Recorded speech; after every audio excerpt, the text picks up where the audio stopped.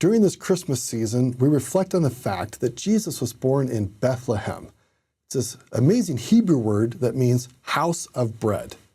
Now, I want to tie this into Exodus chapter 16 and to Deuteronomy chapter 8, verse 3, and to John chapter 6, verses 30 to 40, which deal with the topic of manna.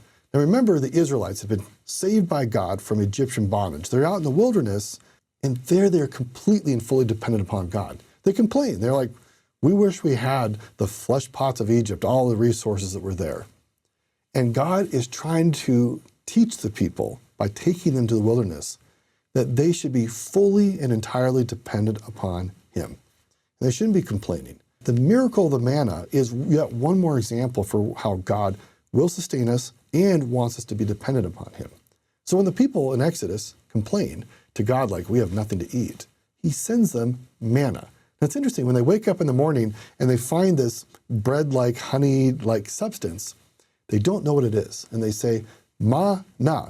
In Hebrew, the word ma-na literally means, what is it? And that becomes the name of the substance that sustains them for years and years on a daily basis. Mana, or manna, what is it? And what is it? It's the love of God. It is the bread of life. Jesus, who is the bread of life, He is the what is it? He is the manna who comes to this earth as a weak, dependent little baby. And yet He becomes the king for all of us.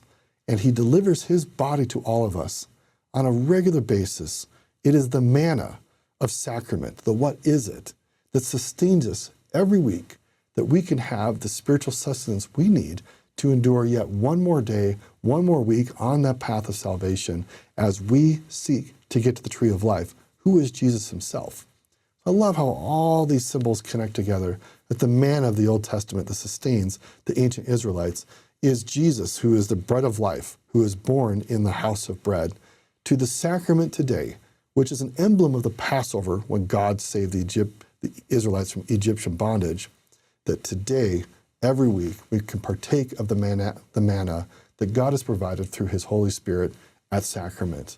May the Lord bless you in your efforts to have the Spirit in your life and to share His Spirit with everybody you encounter.